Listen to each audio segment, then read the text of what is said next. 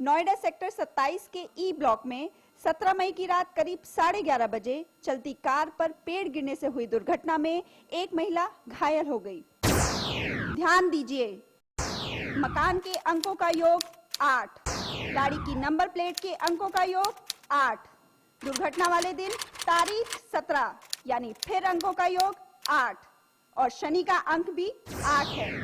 ज्योतिष के अनुसार शनि का अष्टम योग में आना दुर्घटना का संकेत। ये तो हुई अंक शास्त्र की बातें जो शायद यही इशारा कर रही हैं कि घटना में 8 अंक का इतना बड़ा संबंध नकारा नहीं जा सकता। शायद इसी वजह से यह दुर्घटना हुई। कल रात को अराउंड 11 सवा 12 बजे वापस घर आते हुए कहीं से ऐसे एक पेड़ नीचे गिरा और सीधे कार पे आ गया। तो मेरी मदर इंजरी हुई थोड़ी सी उनको। उसके बाद हम लोगों ने कार ऐसी छोड़ी एंड आई थिंक यहाँ पे लोगों ने रिपोर्ट वगैरह भी कराई थी कि ऐसे ऐसे हो गया है और लाइट नहीं है।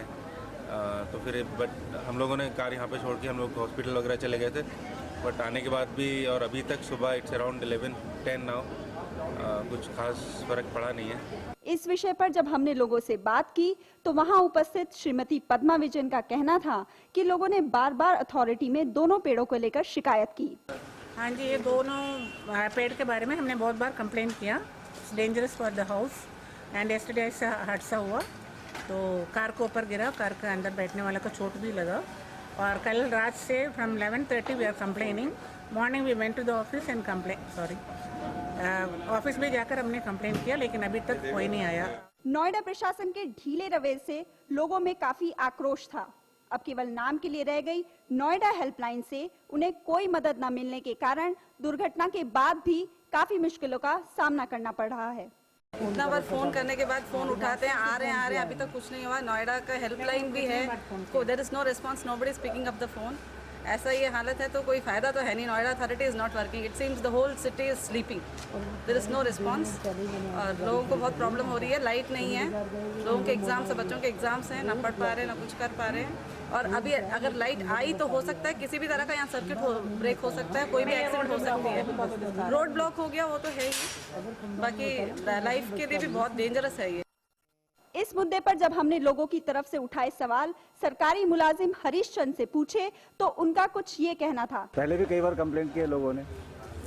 कंप्लेंट आपने की होगी लेकिन जो पेड़ इस हालत में है वो उन्हें समय से ठीक करेंगे, वो समस्या खत्म करेंगे।